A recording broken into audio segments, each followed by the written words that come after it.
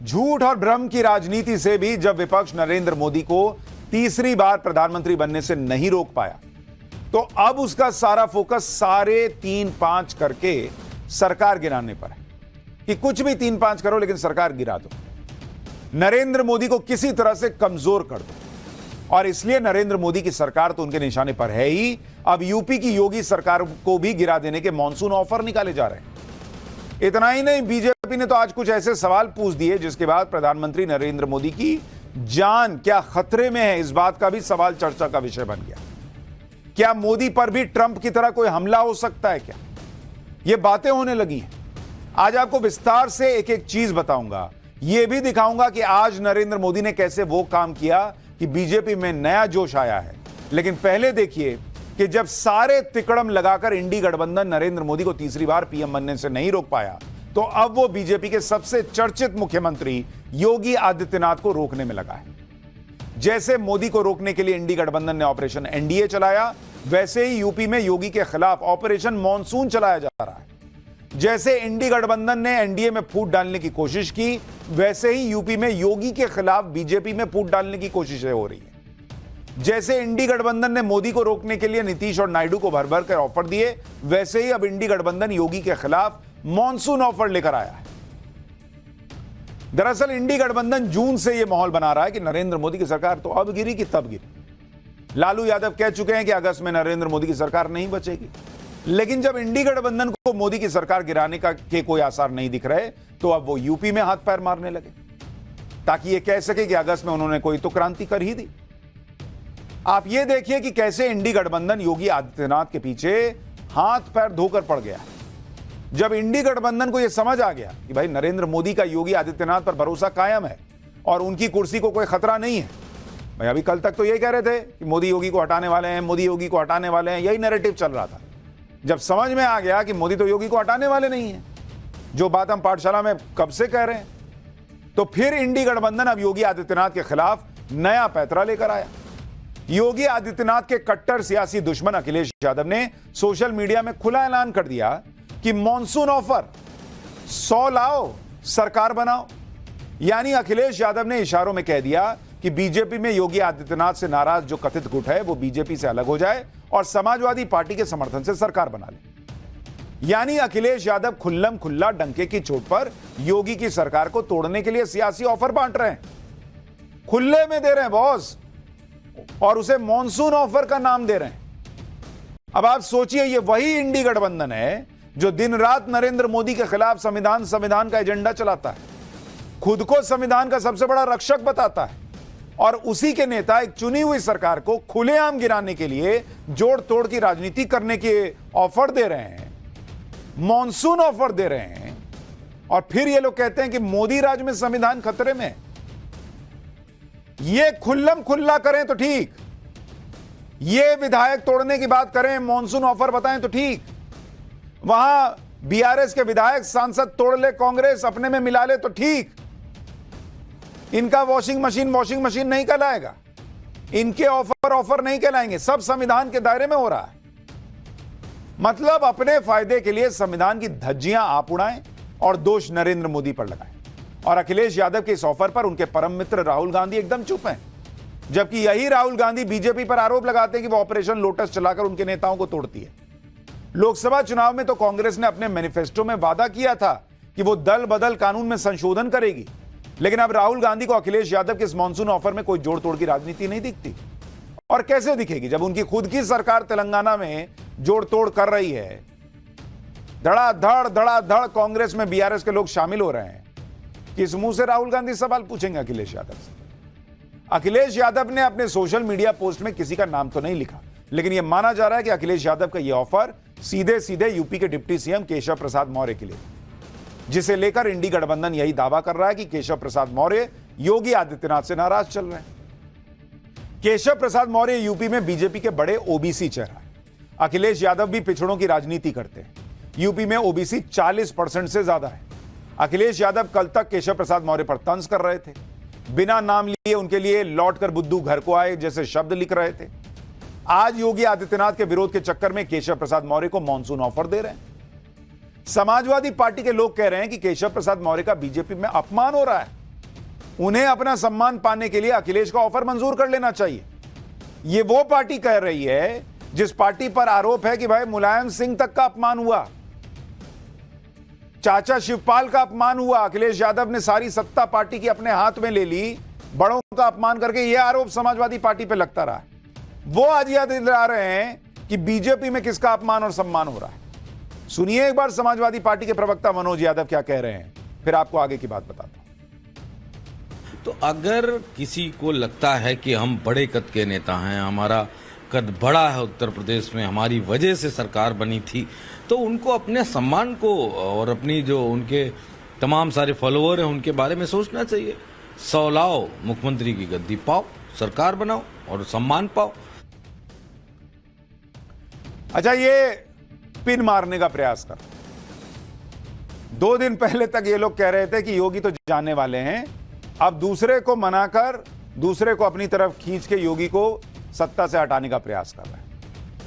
UP में कांग्रेस के तो सिर्फ 2 विधायक हैं, वो न तो सरकार बना सकती है न गिरा सकती है, लेकिन इस बहती गंगा में कांग्रेस भी हाथ धोने में घुस गई। कांग्रेस के प्रदेश अध्यक्ष अजय राय कह रहे हैं कि यूपी में अब कुछ संभलने वाला नहीं है, बीजेपी की लड़ाई और बढ़ेगी। अजय राय को सुनिए, फिर आपको बताऊंगा कि क्या वाकई 100 विधायक और जोड़कर अखिलेश यादव सरकार बना लेंगे। सिराथू वाला दर्द और बढ़ गया है। जो सिराथू हारे, उनको हरवाने के बाद वो और चीजें सामने खुलकर आ गई। उस पर राष्ट्रीय नेतृत्व ने ध्यान नहीं दिया, वो रास्ता इनको मुख्यमंत्री बनाया नहीं, मुख्यमंत्री बनना चाहते थे। अब वो पूरा का पूरा कैंसर का रूप ले लिया और विवाद बढ़ता जा रहा है और अब तो संभलने वाला नहीं है, कुछ भी कर लें। तो मैं समझता हूं कि अब जो चीजें चल रही हैं वो दिन प्रतिदिन बढ़ती जा रही हैं। जिन केशव प्रसाद मौर्य के नाम पर इंडी गठबंधन माहौल बना रहा है, वो केशव प्रसाद मौर्य तो एकदम रिलैक्स दिख रहे हैं। ये केशव प्रसाद मौर्य की तब की तस्वीर है जब वो दिल्ली में बीजेपी अध्यक्ष जेपी नड्डा से मिलकर लखनऊ लौटे। एयरपोर्ट पर केशव प्रसाद मौर्य एकदम तनाव मुक्त दिखे, उनके चेहरे पर हंसी थी। उन्हें देखकर तो ऐसा नहीं लगा कि वो बहुत नाराज हैं और आला कमान से कोई फटकार लगी है या बीजेपी में उनका कोई अपमान हुआ है। केशव प्रसाद मौर्य की बॉडी लैंग्वेज बता रही थी कि इंडी गठबंधन बिना बात के माहौल बना रहा है। और जो अखिलेश यादव केशव प्रसाद मौर्य को ऑफर दे रहे हैं, उन्हें तो कल ही केशव प्रसाद मौर्य ने कह दिया था कि यूपी में उनकी वापसी नहीं होगी, यानी अखिलेश यादव की वापसी नहीं होगी। अखिलेश यादव तो अपनी पोस्ट में किसी का नाम नहीं ले रहे, लेकिन केशव प्रसाद मौर्य ने तो बाकायदा नाम लेकर कहा था कि सपा बहादुर श्री अखिलेश यादव जी, बीजेपी की देश और प्रदेश दोनों जगह मजबूत संगठन और सरकार है। सपा का पीडीए धोखा है, यूपी में सपा के गुंडाराज की वापसी असंभव है। बीजेपी 2027 विधानसभा चुनाव में 2017 दोहराएगी। ये तो केशव प्रसाद मौर्य ने ट्वीट किया था कि अखिलेश यादव ने ऑफर तो दे दिया कि 100 लाओ, सरकार बनाओ, लेकिन इस ऑफर में उन्हीं का मजाक बन गया, क्योंकि 100 विधायक तोड़ना हंसी मजाक नहीं है। 100 विधायक है बॉस, कोई 10-20 विधायक नहीं है कि कर लिया आपने, इधर कर लिया मान। लेकिन यहां 100 विधायकों की बात कर रहे हैं, उन्हें तोड़कर ले आने की बातें हो रही हैं। यह कोई सामान्य समझ वाला व्यक्ति भी बता देगा कि यह नॉन सीरियस बात है। फिर भी जहां तक आंकड़ों की बात है तो यह भी देख लेते हैं कि अखिलेश यादव के मॉनसून ऑफर में कितना दम है और यूपी विधानसभा का इस वक्त का गणित क्या कहता है। यूपी विधानसभा में कुल 403 सीटें, जिनमें 10 सीट खाली है, इसलिए बहुमत के लिए आंकड़ा 197 का है। यूपी विधानसभा में बीजेपी के पास अकेले खुद के 251 विधायक हैं। 13 सीटें अनुप्रिया पटेल की अपना दल की हैं, 8 सीटें जयंत चौधरी के आरएलडी की हैं। इसके अलावा 6 सीट ओम प्रकाश राजभर की पार्टी की है, 5 सीट निषाद पार्टी के पास है, यानी कुल मिलाकर बीजेपी गठबंधन की 283 सीट, जबकि विपक्ष में समाजवादी पार्टी के पास 105 सीट और कांग्रेस के पास गिन के 2, यानी कुल मिलाकर विपक्ष के पास 107 सीट। यानी एक तरफ एनडीए के पास 283 और दूसरी तरफ इंडी गठबंधन के पास 107, यानी आधे से भी कम। जब सरकार और विपक्ष की ताकत में इतना बड़ा अंतर हो, ऐसी स्थिति में सरकार बनाने के बारे में सोचने लगना यह अखिलेश यादव का ख्याली पुलाव। एक बार सुनिए बीजेपी के नेता सुधांशु त्रिवेदी और अखिलेश यादव के ऑफर पर उन्होंने क्या कहा है, फिर आपको बताऊंगा कि इस ऑफर के पीछे अखिलेश का कौन सा सीक्रेट गेम छिपा है। मैं उनसे कहना चाहूंगा, 100 लाओ नहीं, पहले अपना मूलधन बचाओ। जिस वोट बैंक के चक्कर में 2 लड़के साथ आए थे, अब एक लड़का बड़का हो गया है, वो लोकसभा में नेता प्रतिपक्ष हो गया है। अपना वोट बैंक बचाओ, बाद में आकर यहां ज्ञान बखारो। जब से यूपी में अखिलेश यादव ने बम्पर सीटें जीती हैं, तब से वो इंडी गठबंधन के नए हीरो बने। अखिलेश यादव को लग रहा है कि वो जो भी सियासी चाल चल देंगे वो मास्टर स्ट्रोक बन जाएगा, या जो आसपास का इकोसिस्टम है वो मास्टर स्ट्रोक बना के बताएगा। जैसे अखिलेश यादव ने खुलेआम योगी आदित्यनाथ की सरकार गिराने की कोशिश का स्टंट किया, इससे अखिलेश यादव के समर्थक तो खुश हो जाएंगे, लेकिन इंडी गठबंधन का संविधान बचाओ का नैरेटिव कमजोर पड़ जाएगा। राजनीति के एक्सपर्ट अखिलेश यादव के इस बयान को बहुत हल्का बता रहे हैं। एक बात अखिलेश यादव को यह भी समझनी चाहिए कि जब नेता एक पार्टी से दूसरी पार्टी में जाकर पाला बदलते हैं तो इस तरह डंका नहीं पीटते, ना ही सामने वाली पार्टी कोई ऑफर निकालती। चुनाव से पहले कांग्रेस के कई नेता पार्टी छोड़कर बीजेपी में गए थे, लेकिन बीजेपी ने ऐसा कोई ऑफर नहीं निकाला। अभी तेलंगाना में बीआरएस के लोग छोड़ छोड़कर कांग्रेस में जा रहे हैं, लेकिन वहां कांग्रेस ने कोई ऑफर नहीं निकाला है। अखिलेश यादव को यह पता है कि वो मॉनसून ऑफर निकाल लें या बिग बिलियन डे टाइप का कोई करारा नाम दे दें, इन सबसे योगी आदित्यनाथ की कुर्सी नहीं हिलने वाली बॉस। हो सकता है स्टंटबाजी के पीछे उपचुनाव को लेकर अखिलेश यादव की घबराहट हो, क्योंकि जिस तरह से यूपी को लेकर नरेंद्र मोदी खुद एक्टिव हैं, जिस तरह से उपचुनाव को लेकर योगी आदित्यनाथ ने मोर्चा संभाला हुआ है, उससे यूपी में इंडी गठबंधन में हलचल है। उपचुनाव के लिए योगी आदित्यनाथ को फ्री हैंड मिला हुआ है, वो अपनी टीम चुन रहे हैं और 10 की 10 सीटें जीतने का टारगेट लेके चल रहे हैं। इन सबसे अखिलेश यादव और इंडी गठबंधन के कैंप में खलबली मचना तय है, और शायद इसलिए अब ऐसी खबरें आ रही हैं कि यूपी का उपचुनाव भी कांग्रेस और समाजवादी पार्टी मिलकर लड़ेगी। सूत्रों के हवाले से खबर यह आ रही है कि समाजवादी पार्टी 7 सीट पर और कांग्रेस 3 सीट पर उपचुनाव लड़ेगी। हालांकि उपचुनाव की 10 में से एक भी सीट कांग्रेस के पास नहीं है, लेकिन यहां 7-3 का खेला होगा, ऐसा सूत्र दावा कर रहे हैं।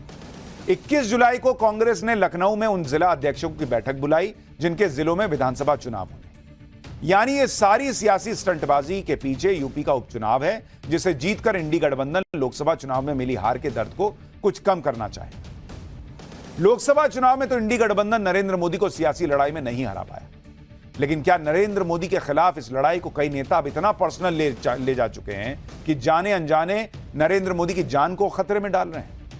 क्या नरेंद्र मोदी पर ट्रंप जैसे हमले की स्क्रिप्ट लिखी जा रही है? यह पूरी खबर आपको बताने वाला हूं। उससे पहले नरेंद्र मोदी की अभी अभी जो ताजा तस्वीरें आई हैं वो आपको दिखा देता हूं। नरेंद्र मोदी आज बीजेपी दफ्तर में कार्यकर्ताओं से मिले हैं। वैसे तो प्रधानमंत्री मोदी बीजेपी कार्यकर्ताओं से मिलते रहते हैं, लेकिन यह बैठक बहुत खास है, क्योंकि यह मुलाकात ऐसे वक्त में हो रही है जब लोकसभा चुनाव को लेकर समीक्षा में यह बातें निकल कर आई हैं कि कई राज्यों में बीजेपी कार्यकर्ता निराश था, वो वोटर को बूथ तक नहीं लेकर आया, वो चुनाव में सक्रिय नहीं हुआ। और हमने आपको कल ही बताया था कि लोकसभा चुनाव को लेकर मिल रहे फीडबैक के आधार पर नरेंद्र मोदी अब खुद एक्टिव हो गए, खुद सारी रिपोर्ट ले रहे हैं। खुद यूपी अध्यक्ष से उन्होंने मुलाकात की थी घंटे भर, कल अमित शाह से उनकी 2 घंटे मुलाकात चली, और आज कार्यकर्ताओं से मिलकर नरेंद्र मोदी ने बीजेपी में नया जोश भरने की कोशिश की। नरेंद्र मोदी ने मैसेज दिया कि जो जो कमी उन्हें दिख रही है उससे वो ठीक करने में लगे हैं, कार्यकर्ताओं को निराश होने की कोई जरूरत नहीं। अच्छा, पहले एक दौर था कि नरेंद्र मोदी जो है वो लगातार, कहा जाता था कि रात में कार्यकर्ताओं से, नेताओं से बैठ के फोन पे बात करते थे, फीडबैक लेते थे। फिर काम की व्यस्तता वगैरह वगैरह की वजह से ये थोड़ा कम हुआ, लेकिन अब शायद वो चीजें दोबारा से होने वाली। नरेंद्र मोदी को कार्यकर्ताओं के प्रति अपना लगाव जो वो दिखा रहे हैं, लेकिन उनके खिलाफ विपक्ष नफरत की ऐसी राजनीति कर रहा है जिससे पीएम मोदी की जान को भी खतरा हो सकता है।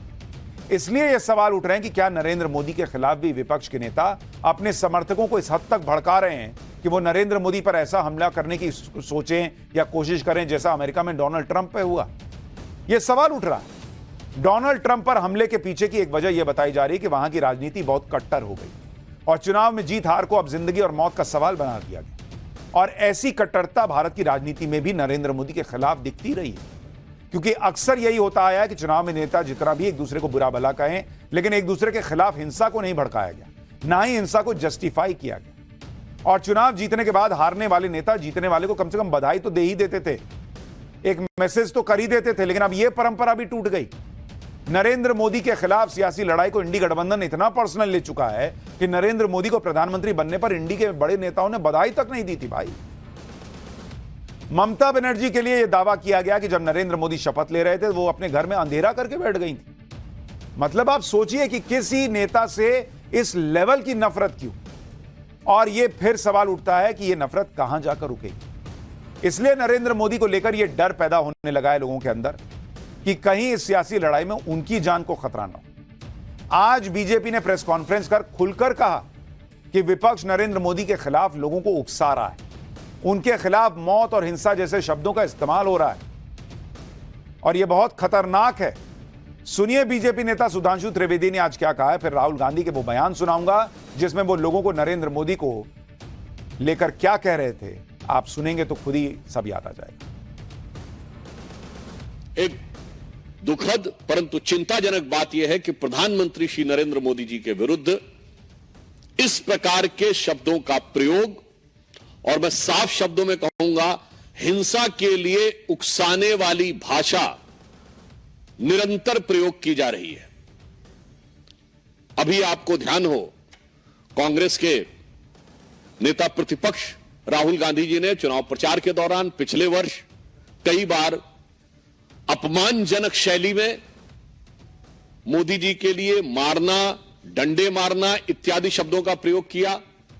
यहां तक उन्होंने बोला कि अगर काफिले पे कुछ फेंका गया तो कुछ और फेंका जा सकता है, यानी फेंका जाना डर के समाप्त होने का प्रतीक है। इसका मतलब कि किसी भी नेता के काफिले के ऊपर कुछ भी होना चाहिए। जब तक अमेरिका के पूर्व राष्ट्रपति डोनाल्ड ट्रंप पर जानलेवा हमला नहीं हुआ था, तब तक कोई सोच भी नहीं सकता था कि किसी रैली में उन पर ऐसा हमला हो सकता है। भाई लोगों को यह लगता था कि ठीक है, पॉलिटिक्स है, बोल रहे हैं एक दूसरे को, क्या है। इसीलिए अगर बीजेपी किसी पहले ही किसी तरह के डर को जता रही है तो यह विपक्ष को गंभीरता से लेना चाहिए।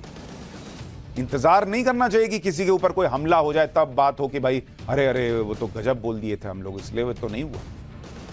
और बात सिर्फ बीजेपी की नहीं है। इस खतरे को समझने वाले और काफी अनुभवी यूपी के पूर्व डीजीपी विक्रम सिंह ने भी माना कि हिंदुस्तान में बड़े बड़े नेता अपने बयानों से हिंसा को बढ़ावा देने वाला माहौल तैयार कर रहे हैं। विक्रम सिंह ने साफ कहा कि ऐसे सभी हिंसक बयानों के टारगेट पर एक ही शख्स है और वो है देश के प्रधानमंत्री मोदी। उन्होंने दावा किया कि एक के बाद एक लगातार ऐसे हिंसक बयान दिए गए हैं जिनका मकसद सिर्फ पीएम मोदी को नुकसान पहुंचाना ही रहा है। उन्होंने साफ कहा कि हिंसक बयानों से मोदी के खिलाफ अपने समर्थकों को उकसाने का खेल खेला जा रहा है।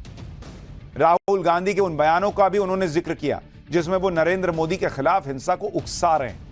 विक्रम सिंह ने कहा कि यह दुखद है कि जो पार्टी इस तरह की हिंसा में अपने दो प्रधानमंत्री खो चुकी है, वो प्रधानमंत्री नरेंद्र मोदी के खिलाफ हिंसक बयानों को बढ़ावा दे रही। कांग्रेस ने इन घटनाओं से सबक नहीं लिया, उल्टे चुनाव में नरेंद्र मोदी के खिलाफ हिंसा भड़काने वाले बयान दिए। यह यूपी के पूर्व डीजीपी कह रहे हैं। नरेंद्र मोदी के खिलाफ मौत और हिंसा जैसे शब्दों की शुरुआत तो सबसे पहले सोनिया गांधी ने की, जब उन्होंने गुजरात का सीएम रहते हुए नरेंद्र मोदी को मौत का सौदागर कह दिया था, जब नरेंद्र मोदी गुजरात के सीएम। अब उनके बेटे राहुल गांधी हैं जो नरेंद्र मोदी के खिलाफ हिंसा को उकसाने वाले बयान दे रहे हैं। राहुल गांधी ने जून महीने में ही यह दावा किया था कि वाराणसी में नरेंद्र मोदी के काफिले पर चप्पल फेंकी गई थी और राहुल गांधी ने नरेंद्र मोदी पर इस तरह के हमले को यह कहकर एक तरह से जस्टिफाई किया था कि नरेंद्र मोदी के खिलाफ लोगों का डर खत्म हो गया। राहुल गांधी का वो बयान सुनिए, फिर आपको बताऊंगा कि राहुल गांधी और कितनी बड़ी बात नरेंद्र मोदी को लेकर कह चुके हैं, डंडा मारने के लिए कैसे उकसा चुके हैं। ये आपने देखा, पता नहीं देखा या नहीं, वाराणसी में वो चप्पल मार दी किसी ने। अब आप इमेजिन कीजिए, चुनाव से पहले अगर कोई मारना भी चाहता था डरता, तो वो जो डर था वो गायब हो गया, खत्म हो गया। नरेंद्र मोदी का जो कॉन्सेप्ट था उसको ऑपोजिशन ने डिमोलिश कर दिया, खत्म कर दिया है। उसको आप 56 इंच की छाती कहें, उसको आप डर कहें, उसको आप मतलब जो बिग नरेंद्र मोदी जी की जो इमेज थी उसको फाड़ दिया हमने। सुन रहे हैं आप, ये लीडर ऑफ ऑपोजिशन है। प्रधानमंत्री के काफिले पर चप्पल फेंकी गई और वो उसका क्रेडिट ले रहे हैं एक तरीके से घुमा के कि भाई ये जो लोगों में डर था नरेंद्र मोदी को लेकर वो विपक्ष ने खत्म कर दिया। ये कोई बहुत अच्छी बात हुई है क्या कि जो चप्पल फेंका गया है?